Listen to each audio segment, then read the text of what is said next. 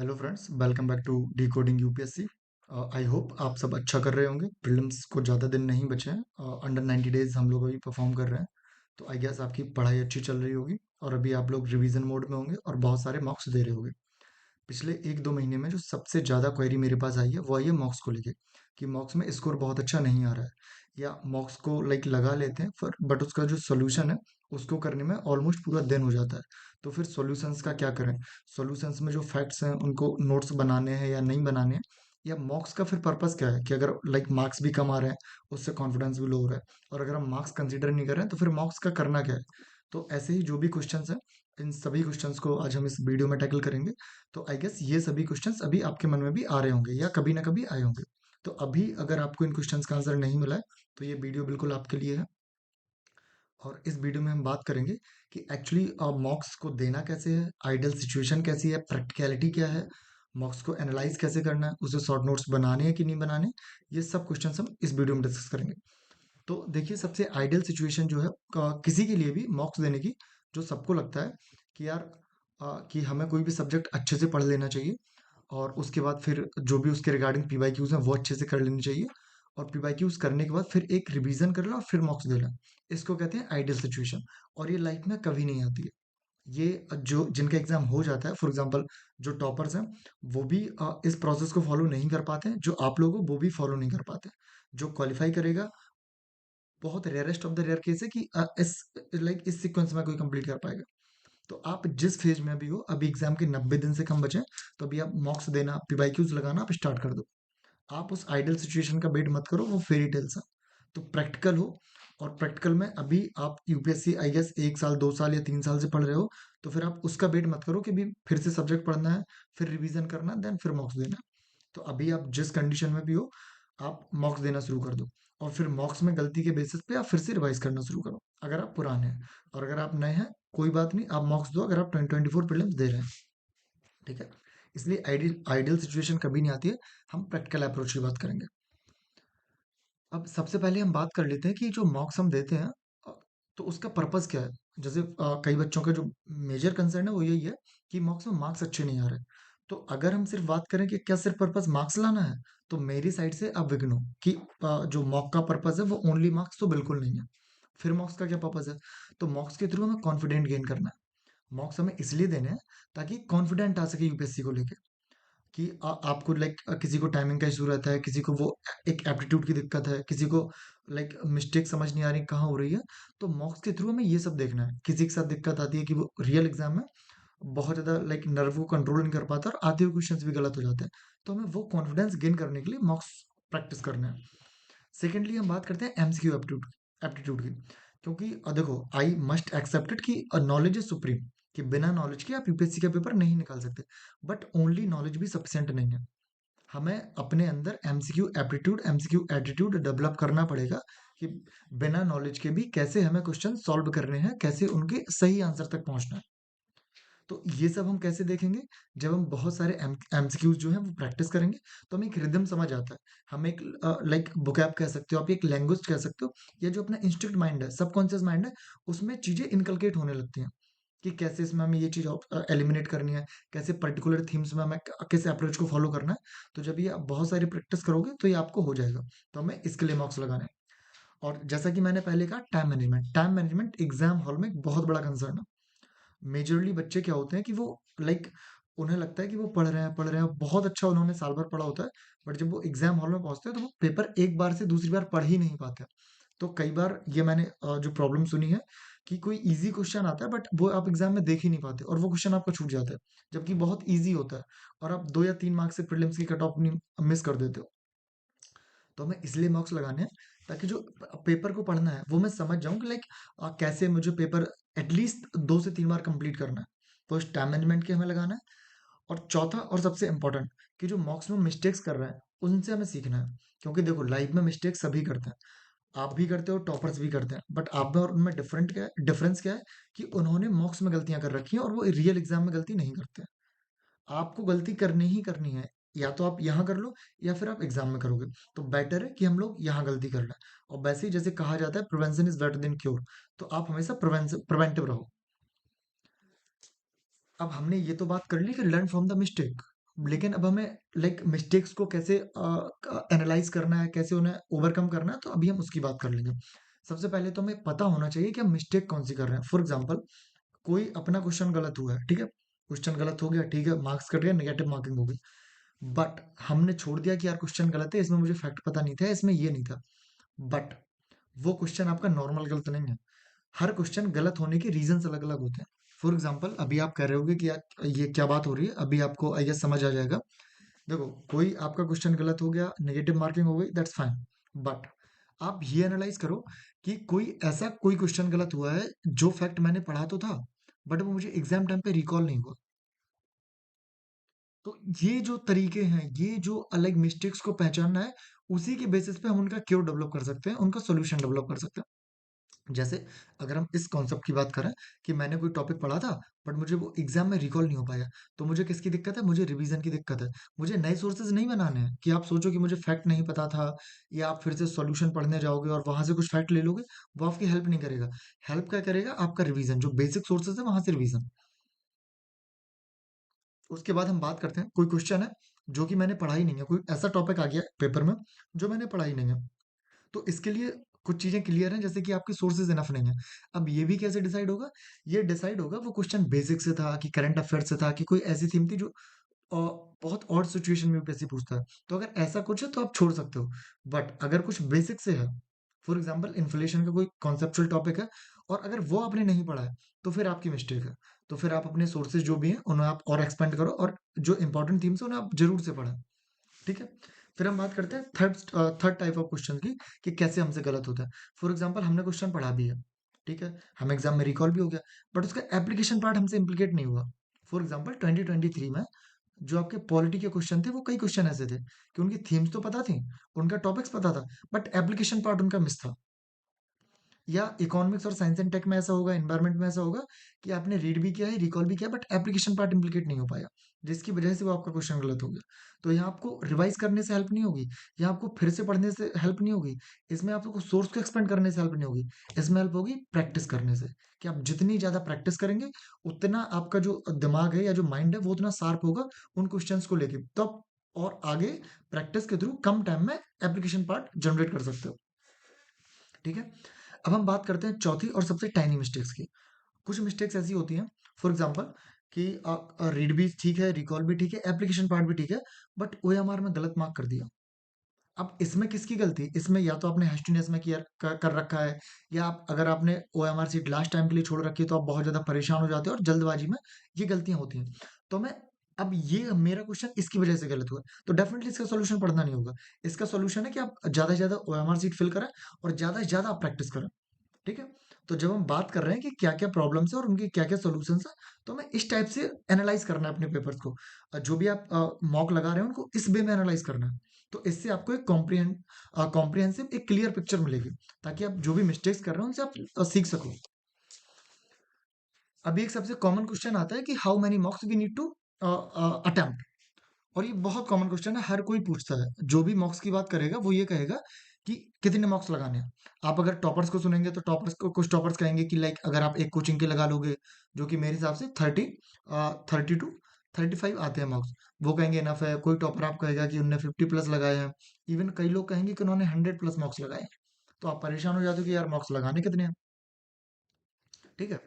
तो एक्चुअली इसका आंसर है अनडिफाइंड, कि ये कुछ पहले से डिसाइड नहीं है कि आप एक मॉक में यूपीएससी प्रीलिम्स क्वालिफाई करोगे, 10 मॉक्स में कर लोगे या 50 मॉक्स में कर लोगे। बट ये हम डिसाइड कैसे करेंगे? कि जब मैंने बात की थी रीड रिकॉर्ड और एप्लीकेशन पार्ट वाली गलती की, और टाइनी मिस्टेक्स की, तो आप सबसे ज्यादा फोकस करो इन मिस्टेक्स पर, कि अगर इन मिस्टेक्स को जब आप मिनिमम या नियर टू जीरो कर लो, आप मॉक्स लगाना बंद कर देना। तो हमें मॉक्स तब तक लगाने हैं जब तक हम इन मिस्टेक्स को जीरो नहीं कर पा रहे हैं। अब कोई हो सकता है कि 5 मॉक्स में इनको एलिमिनेट कर ले, कोई 10 में, कोई 50 में, कोई 20 में। सबका अलग अलग नंबर डिपेंड है। तो हमें फोकस इस चीज को करना है कि हमें कितने मॉक्स लगाने हैं। अब हम बात कर रहे हैं कि हाउ टू अटेम्प्ट मॉक्स, क्योंकि आप लोग जो मॉक्स लगाते हो, तो जो टाइम मैनेजमेंट का कंसर्न आया है।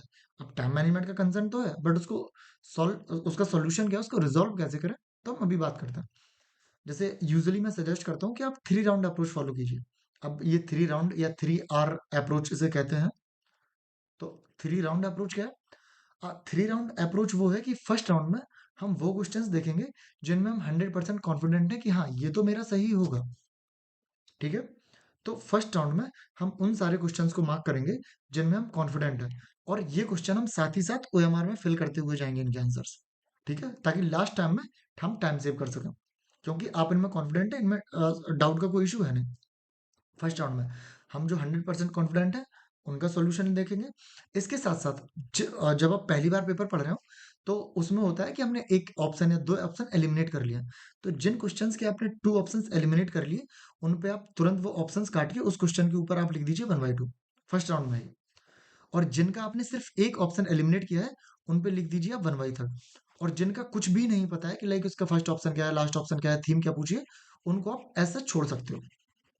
ठीक है। तो फर्स्ट राउंड में हमें इतना काम करना है। अब हम बात करते हैं कि सेकंड राउंड में हमें क्या करना है।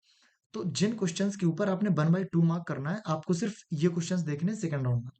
तो इसमें से कुछ क्वेश्चंस होंगे जो आप आंसर निकाल लोगे आप, और कुछ क्वेश्चंस होंगे जिनका आंसर आप नहीं निकाल लोगे, उनको आप फिर छोड़ दो। ठीक है। तो जिन क्वेश्चंस का आपने आंसर निकाल लिया है, आप उसको एमआर में फिल कर दो। उसके बाद आते हैं थर्ड राउंड में। थर्ड राउंड में आपने जिन क्वेश्चंस पे 1/3 लिख रखा था, आप एक बार उनको देखो। उनमें से जो भी आंसर्स निकले वो ठीक है, जो नहीं निकले कोई बात नहीं। उसके बाद जो हमने जो हाफ वाले लेफ्ट आउट छोड़ रखे थे, अगर आपको लग रहा है कि आपने अभी भी एग्जाम में 50 से 60 क्वेश्चन अटेम्प्ट किए और इतने में काम नहीं चलेगा, तो हम वापस से जाएंगे। जो 1/2 क्वेश्चन हमने नहीं कर रखे हैं, उनको एक बार फिर से देखेंगे, उनमें से जो भी सॉल्व होंगे वो करेंगे, और फिर 1/3 वाले देखेंगे। फिर लास्ट में जब टाइम परमिट होगा, तो जो हमने एकदम छोड़ रखे थे, जिन पे अभी हमने बिल्कुल भी टाइम नहीं लगाया क्योंकि उनका हमें कोई आइडिया नहीं है, तो वो क्वेश्चंस अब हम देखेंगे अगर टाइम परमिट है। ठीक है। तो आप जो इनिशियल जब सारे क्वेश्चंस देखना शुरू करते हो तो उनमें बहुत टाइम लग जाता है, क्योंकि जो क्वेश्चंस नहीं पता है, जो थीम नहीं पता है, हम अननेसेसरी उस पर भी टाइम वेस्ट करते हैं। तो वो आपका टाइम बच जाएगा। अब ये चीज आपको सुनने में बहुत इजी लग रही होगी, बट ये एक्चुअली बहुत टाइम टेकिंग है, और ये इसको सीखने में टाइम लगता है। तो इसके लिए आपको बहुत सारी प्रैक्टिस करनी पड़ेगी, और ओएमआर आपको फिल करनी पड़ेगी। तो ये जो 3 राउंड अप्रोच है, आपकी प्रॉपर प्रैक्टिस हो जाएगी। ठीक है। अब हम बात कर लेते हैं कि जैसे हमने मॉक भी अटेम्प्ट कर लिया, हमें पता भी है कि हमने हमारी जो मिस्टेक्स है वो किस फेज में, लाइक रीड में है, रिकॉल में है, या एप्लीकेशन पार्ट में, टाइनी मिस्टेक्स में, हमने सब कर लिया। अभी बात आती है कि जो मॉक्स के सॉल्यूशंस हैं, हम इनको कैसे एनालाइज करें, इनका हम क्या करें, क्योंकि सॉल्यूशंस पढ़ने में ऑलमोस्ट 5 to 6 आवर्स लग जाते हैं, या आप ऑलमोस्ट कह सकते हैं कि 2 आवर्स का आपका मॉक हुआ, तो ऑलमोस्ट पूरा दिन चला जाता है आपका। और आप लास्ट फेज में पूरा दिन सिर्फ एक मॉक के लिए अफोर्ड नहीं कर सकते हो, जहां तक प्रैक्टिकलिटी की बात है। ठीक है। तो मेरा इसके रिगार्डिंग एक सजेशन है कि जो क्वेश्चंस आपने 100% सही किए हैं, ठीक है, आप उसके लिए सॉल्यूशंस मत देखो। आपके जो भी सोर्सेज हैं, अगर आपको डाउट लग रहा है या आपको कुछ चीज रिकॉल नहीं होती, बट वो लकली क्वेश्चन आपका सही हो गया है, तो आप अपने सोर्सेज से चेक कर लीजिए। क्योंकि डेफिनेटली जो आपके 100% से हो रहे हैं, इसमें आपने ये टॉपिक्स आपने कहीं ना कहीं अपने बेसिक्स में कवर कर रखे हैं, और आपने इनको पढ़ रखा है। तो आप वापस से अपने नोट से ही इनको रिवाइज करें। और जो क्वेश्चन आपके 50% और 33% वाले हैं, उनको पहले आप अपने जो भी सोर्सेज हैं उनसे रिवाइज करेंगे, रिकॉल करेंगे, और उसके बाद कुछ एडिशनल अगर आपको ऐड करना है, फिर आप सॉल्यूशंस पे जाइए और सिर्फ एडिशनल वाला पार्ट आप देखिए। और अगर आपको वो इंपॉर्टेंट लगता है, तो आप अपने ही नोट्स में इनकॉर्पोरेट कर लीजिए। तो अलग से सॉल्यूशंस नहीं पढ़ने, इसमें भी पहले हमें अपने नोट्स देखने हैं, और उसके बाद फिर हम सॉल्यूशन पढ़ेंगे, बट वो भी सिलेक्टिवली। ठीक है। और उसके बाद जिन क्वेश्चंस का मैं बिल्कुल आइडिया नहीं है उनका क्या करना है, उनका मेरा सजेशन ये है कि इस फेज पे आपको छोड़ देना चाहिए। क्योंकि अगर वो आपके बेसिक से होते, तो आपको इन इन इन ऑप्शंस में वो लाई कर रहे होते, आपको आइडिया होता। आपको आइडिया नहीं है, इसका मतलब है कि या तो वो बहुत इंपॉर्टेंट नहीं है, या फिर वो करंट अफेयर बेस्ड है। तो करंट अफेयर्स के लिए बहुत ज्यादा परेशान मत होना इस फेज में। क्योंकि सीन क्या है, यूपीएससी 2 साल का करंट पूछता है, और 2 साल की अगर हम बात करें, ऑलमोस्ट 24 मंथ्स आपके हो जाते हैं। और यूपीएससी में जो क्वेश्चंस आते हैं उनकी भी रेंज होती है अराउंड 25 to 30 क्वेश्चन। तो ऑन एन एवरेज हम कह सकते हैं कि एक मंथ के करंट अफेयर से एक क्वेश्चन आ रहा है। ठीक है। तो आपको बहुत ज्यादा आप टाइम वेस्ट करेंगे, तो मुझे लगता है कि वो मे बी क्वेश्चन सॉल्व नहीं होंगे। तो आपने जो बेसिक करंट अफेयर्स पढ़ रखा है, आपकी जो मंथली मैगजीन है, या आप किसी कंपाइलेशन से पढ़ रहे हो, आप वहां से कंप्लीट करने की कोशिश कीजिए, rather देन आप मॉक्स के थ्रू उसको कंप्लीट करें। ठीक है। तो उनको हमें छोड़ देना, बट जो बेसिक का पार्ट है, तो उनको हम थोड़ा बहुत देख लेंगे। इसके बाद जैसे हम बात करते हैं कि आपने टेस्ट दिए, उनको एनालाइज एक बेटर वे में कैसे करें, तो उसके लिए एक टैली बनाइए, चार्ट बनाया है।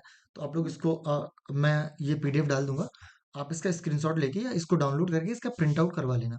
फिर आप जब भी मॉक्स देना, तो आप यहाँ पे टेस्ट का नाम लिखेंगे, फॉर एग्जाम्पल जो भी है, फर्स्ट राउंड में सपोज करो आपने 25 क्वेश्चन ऐसे किए जिन पे आप 100% श्योर हो, बट उसमें से लकली 22 सही थे या 3 रॉन्ग थे या 20 सही थे, 5 रॉन्ग थे, तो उनको यहाँ फिल करोगे। फिर सेकंड राउंड में फॉर एग्जांपल आपने 20 अटेम्प्ट किए, जिसमें से आपके 12 करेक्ट है और 8 इनकरेक्ट है।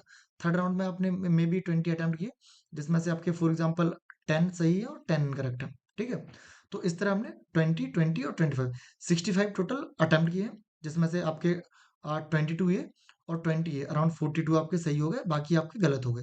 तो इस टाइप से हमें पूरा चार्ट प्रिपेयर करना है, और जो भी नॉट अटेम्प्ट है वो यहाँ पे, और यहाँ पे आप टोटल स्कोर लिख देना, पेज में आपका स्पेस रहेगा।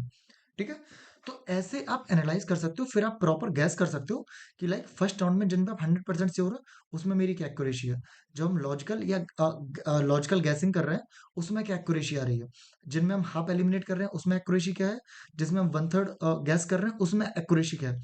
तो ये आपको बहुत ज्यादा हेल्प करेगा प्रीलिम्स में आपका स्कोर डिफाइन करने में, कि आपको कितने क्वेश्चंस अटेम्प्ट करने हैं, आपकी कितनी एक्यूरेसी है, आप किस हिसाब से कितना स्कोर आप खींच ले जा सकते हो। तो ये एक कॉम्प्रिहेंसिव अप्रोच बहुत जरूरी है, एनालिसिस बहुत जरूरी है किसी भी चीज का। अभी तक हम रैंडम कर रहे हैं, रैंडम से काम नहीं चलेगा, क्योंकि पेपर बहुत रैंडम आने लगा है। तो एटलीस्ट हमें कुछ अप्रोचेस और कुछ स्ट्रेटजीज फॉलो करनी पड़ेंगी। ठीक है, तो हम इस चार्ट को डाउनलोड कर लेंगे और हम इसको देखें कैसे करना है। अब एक फाइनल एडवाइस है टेस्ट को लेके, मॉक्स को लेके, कि आप जिस दिन भी जीएस का टेस्ट दें उसी दिन आप सीसेट का टेस्ट दें। यूजुअली होता क्या है, और मैं यहाँ बात करूंगा जब भी आप जीएस का टेस्ट दें तो एटलीस्ट उसमें 100 क्वेश्चन हो। ये 20 क्वेश्चन, 30 क्वेश्चन, 50 क्वेश्चन ये सब मत अटेम्प्ट कर। रीजन ये है कि एग्जाम में आपको भी 50 में आप बहुत कंफर्टेबल हो जाते हो, बट 50 के बाद अगर आप लगातार 50 क्वेश्चन या 30 क्वेश्चन कर रहे हो तो 30 या 50 के बाद आपका मन नहीं करेगा, क्योंकि आपको हैबिट में ही नहीं है 100 क्वेश्चन सॉल्व करना। तो इसके लिए आप कंप्लीट जीएस का 100 क्वेश्चन का पेपर सॉल्व करें, और कोशिश करें कि जो यूपीएससी की टाइमिंग है उसी में आप पेपर सॉल्व करें, और सेम डे ही आप सी सेट करें। अदरवाइज अगर आप एक दिन में एक टेस्ट लगा रहे हो तो जब एग्जाम वाले दिन, और वो भी जब लंच के बाद आपका सी सेट होता है, तो उस दिन आपको फिर नींद आएगी, दिमाग आपका एक्टिव ही नहीं रहेगा। तो हमें वो हैबिट में लाना है। तो हम 9:30 और 2:30 पे पेपर देने की कोशिश करेंगे। उसके बाद बात आती है कि जो भी हम मॉक्स दे रहे हैं उनसे शॉर्ट नोट्स बनाने की नहीं बनाने। तो जैसा कि मैंने आपको बताया कि अगर वो आपके बेसिक में लाई कर रहे हैं, और अगर आपको कुछ कुछ फैक्ट इनकॉर्पोरेट करने हैं तो आप बिल्कुल इनकॉर्पोरेट कर लो। इसके अलावा आप सब्जेक्ट वाइज या कुछ कुछ नोट्स बनाएं, ऐसे फॉर एग्जांपल पॉलिटी में आपने कोई कॉन्सेप्ट पढ़ा है, मान लो पार्लियामेंट आपने कुछ पढ़ा है, पार्लियामेंट के रिगार्डिंग कोई क्वेश्चन आया है और वो बेसिक से था, और बट वो आपका गलत हो गया, तो और आपको लग रहा है वो फैक्ट आप बार बार भूल रहे हो, तो बस एक पॉइंट आप किसी नोट्स में मेंशन कर लीजिए। तो ऐसे इकोनॉमी, पॉलिटी, कोई भी टॉपिक जिनके बेसिक से क्वेश्चन आ रहे हो और वो वहां आप गलती कर रहे हो, जो कॉन्सेप्चुअल हो आप गलती कर रहे हो, तो ऐसे आप पॉइंट नोट डाउन कर लें। ध्यान रखें कि ये आपके पास जब आप सारे मॉक्स देके कंप्लीट करें तो आपके पास 5-6 से पेजेस से ज्यादा ना हो। तो होगा क्या कि आप एग्जाम के पहले इनको रिवाइज कर सकें, और जिन पॉइंट्स में आपने गलती की है या जो पॉइंट्स आप बार बार भूल रहे हैं, और अगर एग्जाम के पहले आप उन्हें रिवाइज कर लेंगे ना, तो इससे क्वेश्चन आए ना आए डजेंट मैटर, बट इससे कॉन्फिडेंस आपका बहुत बूस्ट रहेगा कि यार जो चीज मुझे आती थी वो तो आती है, बट जहां मैं लैग कर रहा था मुझे वो भी पता है। तो ऐसे पॉइंट्स आप जरूर से लिख लें जहां आप लैग कर रहे हैं, और एग्जाम के पहले उन्हें रिवीजन कर लेंगे तो आपको बहुत कॉन्फिडेंस बूस्ट होगा। ठीक है, इसके अलावा आप जब भी मॉक्स दें तो उसके पहले कुछ कुछ अपने निमोनिक्स, कुछ फैक्ट्स, कुछ मैप्स अपना आप प्रिपेयर करें, ताकि हर मॉक्स के पहले आप उन्हें रिवाइज कर सकें और फाइनल एग्जाम के पहले भी रिवाइज कर सकें। फॉर एग्जाम्पल जैसे पॉलिटी है, पॉलिटी में कुछ कुछ इंपॉर्टेंट आर्टिकल्स हैं जिन्हें आप नोट डाउन कर सकते हो। कुछ रामसर साइट्स हैं, नेशनल पार्क हैं, या आपके बायोस्फीयर रिजर्व हैं, जहाँ से क्वेश्चंस बनते हैं या जहाँ आप बार बार भूल रहे हैं, तो कुछ ऐसे मैप्स हैं, ऐसे फैक्ट्स हैं, इकोनॉमी के कुछ फैक्ट्स हैं, या आप for example science and tech का कोई टेक्नोलॉजी का नया कॉन्सेप्ट है, तो ऐसे आप नोट्स बनाएं, और इनको प्रॉपर आप ऐसे नोट्स बनाएं कि 15 से 20 मिनट में रिवाइज कर लो, और आप कोई भी टेस्ट देने जाओ आप उनको एक बार देख लो, कुछ भी निमोनिक्स हो सकते हैं वो, चाहे वो आईआर के रिगार्डिंग हो, वो एंशियंट हिस्ट्री के रिगार्डिंग हो, मिडवल हिस्ट्री के रिगार्डिंग हो, ताकि आपको कॉन्फिडेंस बूस्ट रहे। ये एग्जाम में बहुत बहुत काम करता है, कॉन्फिडेंस बहुत बढ़ाता है आपका। ठीक है, तो ये जो भी सारे डाउट थे हमने इस वीडियो में डिस्कस कर लिए हैं। इसके अलावा अगर आपको कोई डाउट है तो आप लाइक कमेंट सेक्शन में कमेंट कर सकते हैं। बाकी आप ट्विटर पे मुझे फॉलो कर सकते हैं, आई एम पवन पटेल, ये आपको ट्विटर आईडी दिख रही होगी, तो आप यहाँ भी डायरेक्ट मैसेज कर सकते हैं। इंस्टा पे भी यही आईडी है, तो आप इंस्टा पे मुझे मैसेज कर सकते हैं। तो जो भी डिस्कशन होगा हम वहाँ कर लेंगे, और अगर कोई और मेजर आपका कंसर्न है तो आप कमेंट में बॉक्स में बताइए, और हम जो भी प्रॉब्लम्स हैं उनको रिजॉल्व करने की कोशिश करेंगे। So thank you very much. अगर आप अभी तक बने हुए हैं तो आप बिल्कुल, बहुत कम एस्पिरेंट्स में, क्योंकि मैं देखता हूँ कि एस्पिरेंट्स 5-10 मिनट देख के छोड़ देते हैं। ठीक है, तो आप सीरियस हैं और आप ऐसे ही मेहनत करो। डेफिनेटली आप इस प्रीलिम्स को क्लियर करेंगे। और आप कोशिश करो, एक डायरी अपने पास रखो जिसमें आप पर डे लिखेंगे, I am going to clear prelims 2024। Seriously this will help you. ठीक है, so take care, bye bye, मिलते हैं अगली वीडियो में।